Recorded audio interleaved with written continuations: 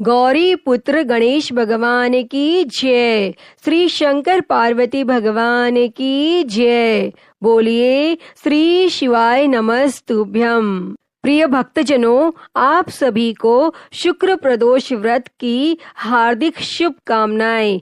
भगवान श्री शंकर पार्वती जी की कृपा आप और आपके समस्त परिवार पर सदा सर्वदा बनी रहे। भक्तजनों, शुक्रवार के दिन त्रयोदशी तिथि पड़ने के कारण इस दिन शुक्र प्रदोष व्रत किया जाता है। इस दिन भगवान शिव जी की पूजा करने से ऐश्वर्य, धन, सौभाग्य की प्राप्ति होती है। साथ ही यह व्रत आर्थिक लाभ, दाम्पत्य जीवन में सुख शांति के लिए और संतान की लंबी आयु के लिए किया जाता है। यह प्रदोष व्रत अर्थात त्रयोदशी का व्रत मनुष्य को सुखी और संतोषी बनाता है। अतः जो भी भक्तजन आज के दिन प्रदोष का व्रत करते हैं और प्रदोष व्रत की कथाओं को सुनते हैं, उनके घर परिवार में सदा सुख शांति बनी रहती है और उन सभी भक्तों की सभी मनोकामनाएं पूर्ण होती हैं।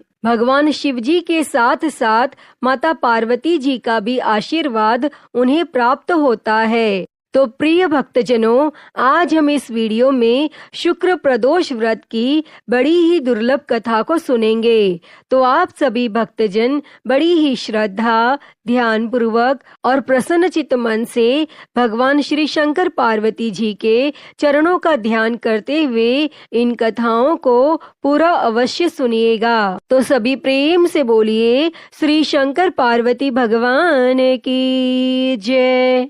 स्कंद पुराण के अनुसार सूत जी कहते हैं, विदर्भ देश में सत्यव्रत नाम से प्रसिद्ध एक राजा थे। धर्म पूर्वक राज्य करते हुए उनका बहुत सा समय सुख पूर्वक बीत गया और एक समय शाल्व देश के राजाओं ने विदर्भ देश पर आक्रमण कर दिया। उनके बीच भयंकर युद्ध हुआ। दोनों पक्षों की बहुत सी सेना मारी गई, परंतु अंत में विदर्भ देश के राजा भी उनके हाथों से मारे गए। विदर्भ राज की गर्भवती स्त्री दुखी होकर रात के समय राजभवन से निकलकर वन की ओर चली गई और सुबह होने पर उस रानी ने जलाशय के किनारे एक वृक्ष के नीचे एक सुंदर से पुत्र को जन्म दिया। उसके बाद वह प्यास से व्याकुल होकर जलाशय में पानी पीने गई। इतने में ही एक घड़ियाल ने आकर उसे अपना ग्रास बना लिया और वह बालक पैदा होते ही माता पिता से हीन हो गया। और जब वह नवजात शिशु वृक्ष के नीचे पड़ा हुआ जोर जोर से रो रहा था, उसी समय भगवान भोलेनाथ की कृपा से वहां पर एक उमा नाम की ब्राह्मणी पहुंची। वह अपने 1 वर्ष के बालक शुचि व्रत को गोद में लिए हुए थी। वह ब्राह्मणी बहुत ही गरीब और विधवा थी। वह भीख मांगकर अपना गुजारा करती थी। उस बालक को रोते हुए देखकर उसने मन ही मन सोचा कि यह तो बड़ी हैरानी की बात है कि यह नवजात शिशु जिसकी अभी तक नाल भी नहीं कटी है, यहाँ पर पड़ा हुआ है। इसकी माता कहाँ चली गई? जब वह ब्राह्मणी सोच में डूबी हुई थी, उसी समय वहां से एक सन्यासी गुजरे। वह ऐसे जान पड़ते थे मानो साक्षात शंकर भगवान हो। उन श्रेष्ठ भिक्षु ने उस स्त्री से कहा, हे ब्राह्मणी, तुम इस बालक की रक्षा करो, इससे तुम्हें परम कल्याण की प्राप्ति होगी। और इतना कहकर वह दयालु भिक्षु वहां से चले गए और उनके जाने के बाद ब्राह्मणी ने उस बालक को लेकर अपने घर की ओर प्रस्थान किया। और वह ब्राह्मणी एक चक्र नामक नगर में निवास करती थी। ब्राह्मणी ने उस बालक का अपने बेटे के समान ही पालन पोषण किया और उसका नाम धर्मगुप्त रखा। और वह भिक्षा के अन्न से ही अपने पुत्र और राजकुमार दोनों को पालने लगी। और एक दिन वह ब्राह्मणी उन दोनों बालकों को साथ लेकर भीख मांगती हुई देव मंदिर में चली गई। और उस समय वहां पर सांडिल्य मुनि पधारे हुए थे। सांडिल्य मुनि को देखकर ब्राह्मणी ने उन्हें प्रणाम करके पूछा, हे ब्राह्मण, एक सन्यासी के कहने पर मैं इस बालक को अपने घर ले आई हूँ। अभी तक मुझे इसके कुल का पता नहीं चला, फिर भी मैं अपने पुत्र की तरह ही इसका पालन पोषण करती हूँ। आप ज्ञान के नेत्रों से देखकर मुझे बताने की कृपा करें कि यह बालक किस कुल में उत्पन्न हुआ है और इसके माता पिता कौन हैं। तब मुनिवर बोले, यह विदर्भ देश के राजा का पुत्र है। इतना कहकर शांडिल्य मुनि ने उस बालक के पिता के युद्ध में मारे जाने तथा उसकी माता के ग्रह द्वारा ग्रस्त होने का सब समाचार पूर्ण रूप से बताया। और यह सुनकर ब्राह्मणी को और भी आश्चर्य हुआ। फिर उसने प्रश्न किया कि हे महामुनि, वह राजा सभी भोगों को छोड़कर युद्ध में क्यों मारे गए और इस बालक को यह दृढ़ता कैसे प्राप्त हुई? यह अपने राज्य को कैसे प्राप्त करे? यह तो मेरे पुत्र की तरह भिक्षा के अन्न से ही जीवन निर्वाह करता है। इसकी दरिद्रता के निवारण का क्या उपाय है? तब सांडिल्य मुनि बोले, इस राजकुमार के पिता विदर्भ राज पूर्व जन्म में पांड्य देश के राजा थे। एक दिन प्रदोष काल में राजा बड़ी भक्ति भाव से त्रिलोकी नाथ महादेव जी की आराधना में मग्न थे। उसी समय उनके नगर में बड़ा भारी कोलाहल मचा। उस शोर को सुनकर राजा ने बीच में ही भगवान शंकर की पूजा को छोड़ दिया और राजभवन से बाहर निकल गए। और इसी समय राजा का मंत्री शत्रु को पकड़कर उनके समीप ले आया और वह शत्रु पांडे राज्य का सामंत था। उसे देखते ही राजा ने क्रोध पूर्वक उसका मस्तक कटवा दिया। शिव पूजा को छोड़कर नियम को समाप्त किए बिना ही राजा ने रात में भोजन भी कर लिया। इसी प्रकार राजकुमार भी प्रदोष काल में भगवान शिव की पूजा किए बिना ही भोजन करके सो गया। वही राजा अगले जन्म में विदर्भ राज हुआ। शिव पूजा में विघ्न होने के कारण शत्रुओं ने उसको सुख भोग के बीच में ही मार डाला। पूर्व जन्म में जो उसका पुत्र था, इस जन्म में भी राजा का वही पुत्र है और भगवान शिव की पूजा का उल्लंघन करने के कारण यह दरिद्रता को प्राप्त हुआ है। इसकी माता ने पूर्व जन्म में छल से अपनी सौत को मार डाला था। उस महान पाप के कारण ही वह इस जन्म में ग्रह के द्वारा मारी गई। हे ब्राह्मणी, तुम्हारा पुत्र पूर्व जन्म में भी एक ब्राह्मण था। इसने अपना सारा जीवन केवल दान लेने में ही बिताया, यज्ञ आदि सत्कर्म नहीं किए, इसलिए यह दरिद्रता को प्राप्त हुआ है। उस दोष के निवारण के लिए अब यह भगवान शंकर की शरण में जाए। यदि यह दोनों बालक प्रत्येक प्रदोष के दिन भगवान शंकर का पूजन करते रहे तो वर्ष भर के भीतर ही इनकी दरिद्रता का नाश होगा और राज्य सुख की प्राप्ति होगी। इस प्रकार शरण में आई हुई ब्राह्मणी को मधुर वचनों द्वारा आश्वासन देकर सांडिल्य मुनि ने उनके दोनों बालकों को भगवान शंकर की आराधना के मंत्र का उपदेश दिया। उसके बाद ब्राह्मणी अपने दोनों बालकों को लेकर वहां से चली गई। 4 मास के बाद एक दिन ब्राह्मणी का पुत्र नदी में स्नान करने गया और वहां उसे धन से भरा हुआ एक घड़ा मिला, जिसे लेकर वह अपनी माँ के पास गया। माँ धन से भरे हुए घड़े को देखकर खुश हो गई और उसने कहा, इसे अपने भाई के साथ आधा आधा बांट लो। मगर धर्मगुप्त ने इस धन में हिस्सेदारी से मना करते हुए कहा, मैं किसी अन्य के भाग्य का भागी नहीं हो सकता। प्रत्येक व्यक्ति स्वयं के कर्म का फल भोगता है। इस प्रकार प्रसन्नता पूर्वक भगवान शंकर की पूजा करते हुए उन दोनों कुमारों का 1 वर्ष व्यतीत हो गया। एक दिन ब्राह्मण का पुत्र और राजकुमार वन में भ्रमण करने गए। मार्ग में उन्होंने देखा कि अनेक गंधर्व कन्याएं आपस में खेल रही थी। ब्राह्मण कुमार वहीं पर रुक गया और राजकुमार से बोला, हमें इससे आगे नहीं जाना चाहिए। यह गंधर्व कन्याएं हैं, किसी को भी अपनी ओर आकर्षित कर सकती हैं। मगर राजकुमार निडर होकर आगे बढ़ता गया। जब मुख्य गंधर्व कन्या ने राजकुमार धर्मगुप्त को देखा तो वह उसके प्रति आकर्षित हो गई। उसने अपनी सभी सखियों को फूल चुनने के लिए भेज दिया और राजकुमार के पास आने की प्रतीक्षा करने लगी। उसे अकेला देखकर राजकुमार उसके पास गया और उससे बातचीत शुरू की। उसने बताया कि मैं विदर्भ देश का राजकुमार हूँ।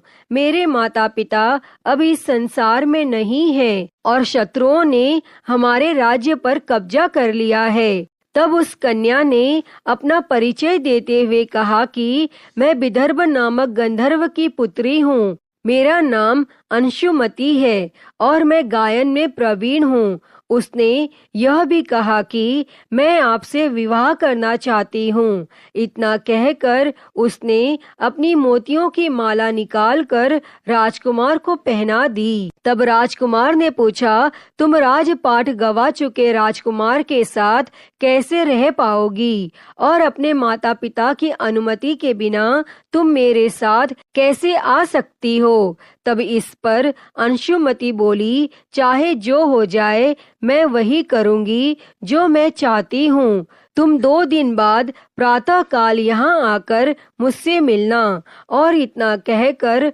वह वहाँ से चली गई। तब राजकुमार ने वापस आकर ब्राह्मणी और उसके पुत्र को सारी बात बताई और वे दोनों बहुत खुश हुए। और 2 दिन बाद राजकुमार पुनः उसी वन में गया। उसने देखा कि अंशुमति अपने पिता के साथ उसकी प्रतीक्षा कर रही है। तब गंधर्व राज ने राजकुमार से कहा, मैं कैलाशपुरी गया था। वहाँ भगवान शिव और माता पार्वती ने मुझे बुलाकर कहा कि धर्मगुप्त नामक राजकुमार राज्य विहीन होकर भटक रहा है। जाओ और उसका राज्य पुनः प्राप्त करने में उसकी सहायता करो। और मैं उनकी आज्ञा के अनुसार अपनी पुत्री अंशुमति का हाथ तुम्हारे हाथ में दे रहा हूँ और राज्य प्राप्त करने में मैं तुम्हारी सहायता करूँगा। मेरी पुत्री 10,000 वर्ष तक तुम्हारे साथ इस पृथ्वी पर रहेगी और जब तुम शिवलोक में जाओगे तब भी वह इसी काया में तुम्हारे साथ ही रहेगी। तब भगवान शिव जी के आदेश अनुसार धर्मगुप्त और अंशुमति का विवाह हो गया और अंशुमति के पिता ने अपनी गंधर्व सेना भी राजकुमार को दे दी और सेना की सहायता से उसने अपने शत्रुओं को परास्त कर दिया और अपने पिता का खोया हुआ राज्य पुनः प्राप्त कर लिया। अब राजकुमार धर्मगुप्त राजा बन गया और उसने अपने बुरे दिनों में उसे पालने वाली गरीब ब्राह्मणी को राजमाता का दर्जा दिया और सूची व्रत को अपना छोटा भाई माना। और इस प्रकार नियमित रूप से प्रदोष व्रत करने से ब्राह्मणी, उसके पुत्र सूची व्रत और राजकुमार धर्मगुप्त को धन धान्य तथा सुख संपत्ति की प्राप्ति हुई। तब सूत जी कहते हैं कि जो मनुष्य प्रदोष व्रत की इस पुण्यमयी महात्म्य को एकाग्रचित्त होकर सुनते हैं अथवा पढ़ते हैं, उन्हें 100 जन्मों तक कभी दरिद्रता नहीं होती और अंत में वह ज्ञान के ऐश्वर्य से युक्त होकर भगवान शंकर के परम धाम को प्राप्त होते हैं। अतः हे श्री शंकर पार्वती भगवान जी, इस कथा को कहते, सुनते और हुंकारा भरते सभी पर सदैव अपनी कृपा बनाए रखना। तो सभी प्रेम से बोलिए श्री शंकर पार्वती भगवान की जय। प्रिय भक्तजनों, आइए अब सुनते हैं भगवान शिव जी की अगली कथा। एक नगर में भगवान शिव का एक भव्य मंदिर था, जहां हर वर्ष दूर दूर से भक्तजन भगवान शिव जी के दर्शन के लिए आते थे। उस समय प्रदोष का व्रत था और उस दिन दूर दूर से सभी भक्तजन गंगा जल लेकर भगवान भोलेनाथ को जलाभिषेक करने आए हुए थे और मंदिर का परिसर भक्तों की भीड़ से भरा हुआ था। तभी अचानक आकाश में बिजलियां चमकी और सोने का एक थाल उतरा। उसी के साथ एक भविष्यवाणी भी हुई कि जो कोई भी भगवान शंकर का सच्चा भक्त और प्रेमी होगा, उसी को यह थाल मिलेगा। तब मंदिर के परिसर में उपस्थित सभी लोगों ने यह भविष्यवाणी सुनी और धीरे धीरे सभी इकट्ठा हो गए और जो लोग मंदिर की व्यवस्था देख रहे थे, उन्हें तो पूरा विश्वास था कि यह थाल हमें ही मिलेगा। इसीलिए वे सभी सबसे आगे आकर खड़े हो गए और सबसे पहले एक पंडित जी आए और बोले, देखिए भाइयों, मैं प्रतिदिन महादेव जी का अभिषेक करता हूँ, इसीलिए मैं ही भोलेनाथ का सबसे निकटवर्ती प्रेमी और भक्त हूँ, इसीलिए थाल मुझे ही मिलना चाहिए। इतना कहकर पंडित जी ने थाल उठाया। जैसे ही पंडित जी ने थाल उठाया, थाल पीतल का हो गया और यह देखकर पंडित जी बड़े ही लज्जित हुए और उन्होंने थाल यथास्थान पर रखा और वहां से निकल गए। इसी प्रकार वहां उपस्थित सभी पंडितों ने खुद को आजमाया, लेकिन शायद उनमें से कोई भी सच्चा भक्त नहीं था। उन्होंने भी थाल यथास्थान पर रखकर चले जाना पड़ा और इसके बाद उस नगर के राजा का आगमन हुआ और राजा साहब आगे आए और बोले कि हे प्रजाजनों, मैंने महादेव के मंदिर में बड़ी भारी दान दक्षिणा की है, इसीलिए यह थाल मुझे ही मिलना चाहिए। इतना कहकर राजा आगे बढ़े और थाल उठाया।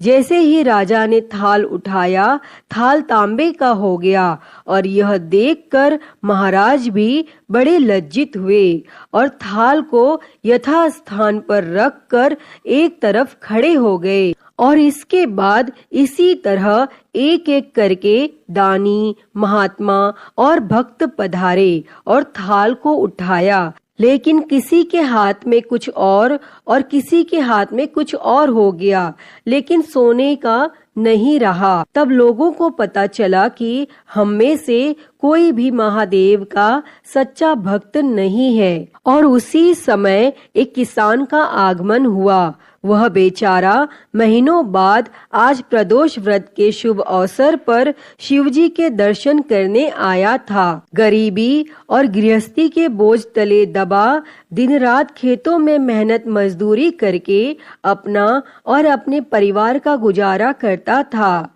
अभी रास्ते में आ ही रहा था कि कोई भिखारी मिल गया और कुछ खाने को मांगने लगा।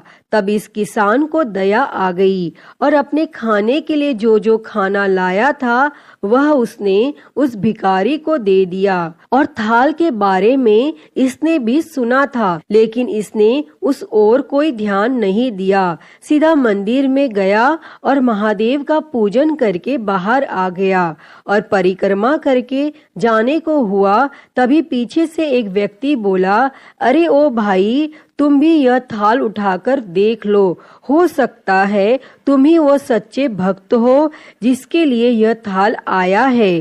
तब किसान को लगा कि वह व्यक्ति उसका मजाक बना रहा है, तो किसान ने हंसते हुए कहा, भाई, मैं तो कभी पूजा पाठ नहीं करता, महीने में एक आध बार मंदिर आ जाता हूँ, मैं काहे का सच्चा भक्त। वह आदमी बोला, हम तो देख चुके हैं, हमारी भक्ति 2 कौड़ी की भी नहीं है। अब तुम ही अपना हाथ लगाकर देख लो, सोने का थाल मिले ना मिले, किंतु पता तो चल जाएगा कि तुम्हारी भक्ति में कितनी सच्चाई है। तब लोगों के बहुत ही आग्रह करने पर आखिर उस भोले भाले किसान ने जाकर थाल उठाया, और जैसे ही उसने थाल उठाया तब लोगों के आश्चर्य का ठिकाना नहीं रहा। वह सोने का थाल रोशनी से चमकने लगा। यह देखकर सब लोगों में खुशियों की लहर दौड़ गई। सभी लोग उसके जयकारे लगाने लगे और पूछने लगे, भाई तुम ही सच्चे भक्त हो, अब हमें भी बता दो कैसी भक्ति करते हो जिससे महादेव तुमसे इतने प्रसन्न है। तब वह किसान बोला, भाई मैं कोई भक्ति नहीं करता, मैं केवल दिन भर खेतों में काम करता हूँ और थोड़ा समय निकालकर जरूरतमंद लोगों की मदद करता हूँ। इसके अलावा भगवान भोलेनाथ का मन ही मन ध्यान कर लेता हूँ और कोई विशेष कार्य नहीं करता। तब लोग पूछने लगे कि तुम लोगों की मदद क्यों करते हो? तब वो किसान बोला, सुकून, दूसरों के चेहरे पर मुस्कान देखकर मुझे जो आनंद और खुशी होती है उसे मैं शब्दों में बयान नहीं कर सकता। शायद यही कारण है कि महादेव मुझसे खुश हैं। प्रिय भक्तजनों, इसीलिए हमेशा याद रखें, सत्कर्म का आनंद भी आनंद से होता है और अंत भी आनंददायक होता है। दुष्कर्म का आरंभ भी दुख से होता है और अंत भी दुखदायक होता है। आप सैकड़ों मील की यात्रा करके भी दूसरे का दिल दुखाते हैं तो आपकी वह तपस्या, साधना और महादेव का दर्शन धूल के बराबर है। तो एक बार सभी प्रेम से बोलिए, हे भगवान भोलेनाथ, जैसे आपने उस किसान पर कृपा दृष्टि बरसाई वैसे ही अपने सभी भक्त जनों का कल्याण करना, सबकी गरीबी दरिद्रता दूर करना और उन्हें मोक्ष देना। हर हर महादेव। प्रिय भक्तजनों, आइए अब सुनते हैं माता पार्वती और भगवान शिव जी की अद्भुत कथा।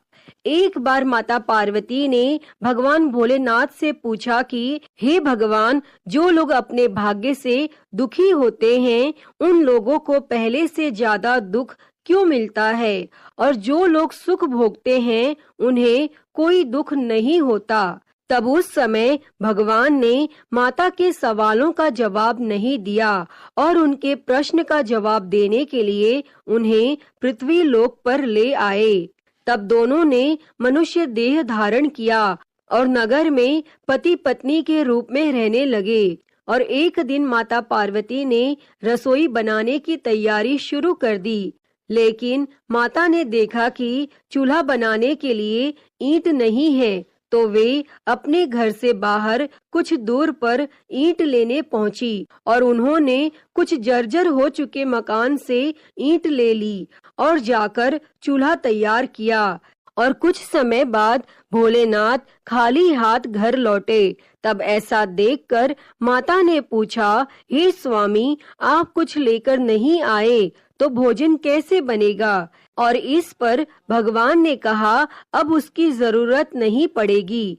इसके बाद भगवान ने माता पार्वती से पूछा, हे पार्वती, तुम चूल्हा बनाने के लिए इन ईंटों को कहाँ से लेकर आई हो? तब माता पार्वती ने कहा, हे प्रभु, इस गांव में बहुत से ऐसे घर भी हैं जिनका रख रखाव सही ढंग से नहीं हो रहा है और उनकी जर्जर हो चुकी दीवारों से मैं ईंट निकाल कर लाई। तब शिव जी ने कहा, अच्छा, जो घर पहले से खराब थे तुमने उन्हें और भी खराब कर दिया।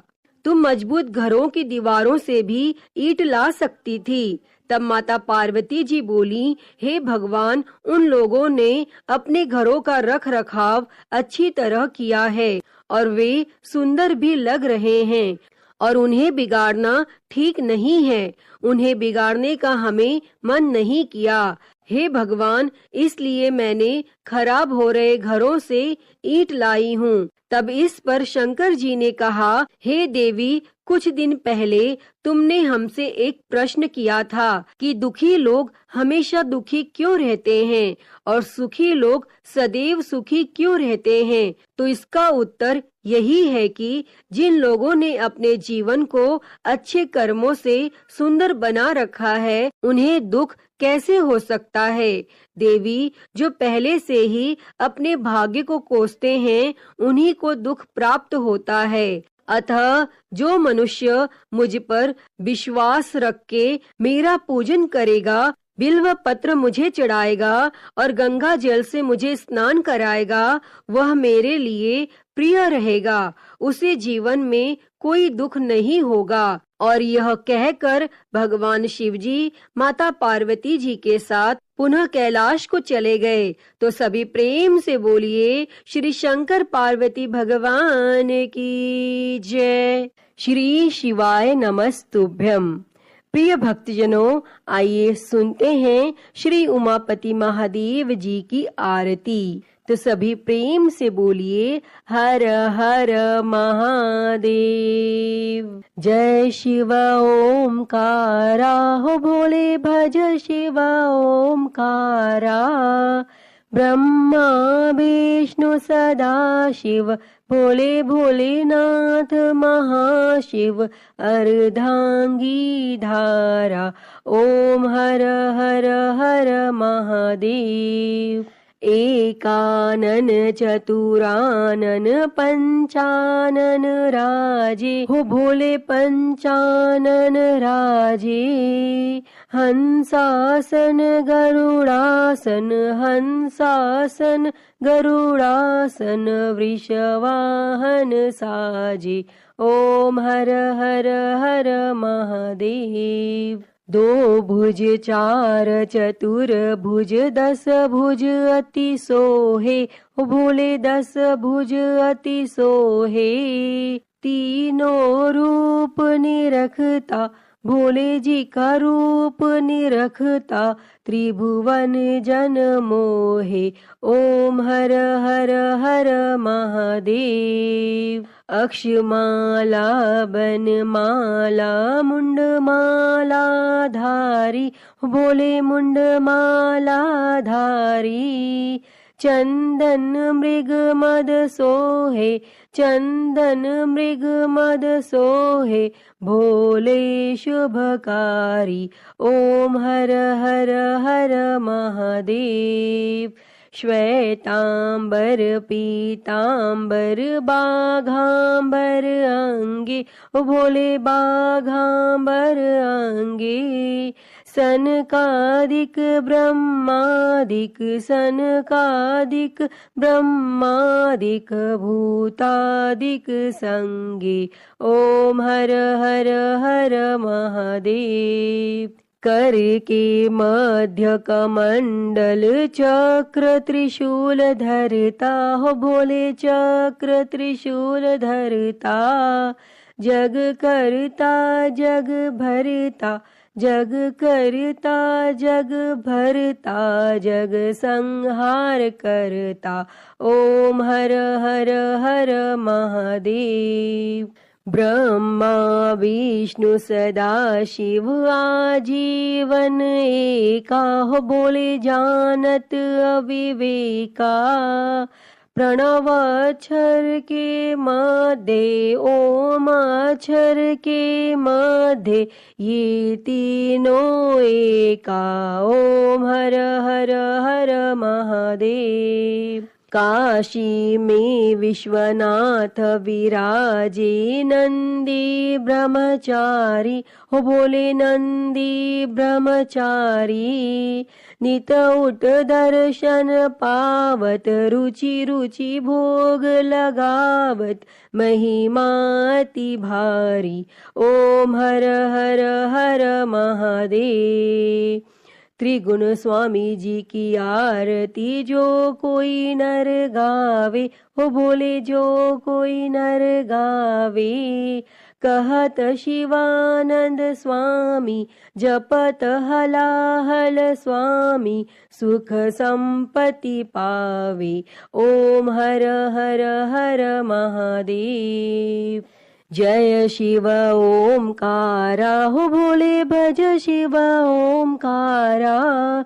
ब्रह्मा विष्णु सदा शिव, भोले भोलेनाथ महाशिव, अर्धांगी धारा। ओम हर हर हर महादेव, ओम हर हर हर महादेव। अच्युतं केशवं राम नारायणं, कृष्ण दामोदरं वासुदेवं, हरे श्रीधरं माधवं गोपिका वल्लभं, जानकी नायकं श्रीरामचन्द्रं भजे। हरे राम राम राम हरे हरे, हरे कृष्णा कृष्णा कृष्णा हरे हरे, हरे राम राम राम हरे हरे, हरे कृष्णा कृष्णा कृष्णा हरे हरे। बोलिए भगवान श्री रामचंद्र जी की जय। वृंदावन बिहारी लाल की जय। काशी विश्वनाथ महादेव की जय। श्री गणेश जी महाराज की जय। माँ भगवती की जय। धर्म की जय हो, अधर्म का नाश हो, प्राणियों में सद्भावना हो, विश्व का कल्याण हो, गौ हत्या बंद हो, गौ माता की सेवा हो, विश्व में शांति हो। ओम शांति शांति शांति ही। ओम नमः शिवाय, नमो नीलकंठाय, ओम नमः पार्वती पते, हर हर महादेव, हर हर महादेव, हर हर महादेव हर। प्रिय भक्तजनों, तो मैं उम्मीद करती हूँ कि आपको आज की यह कथा पसंद आई होगी, और अगर वीडियो अच्छी लगी हो तो इसे लाइक करें, ज्यादा से ज्यादा शेयर करें, और कमेंट बॉक्स में श्री शंकर पार्वती भगवान की जय लिखना ना भूलें, और महाकाल भक्ति ज्ञान चैनल को सब्सक्राइब कर नोटिफिकेशन बेल को जरूर ऑन कर लें। हर हर महादेव। धन्यवाद।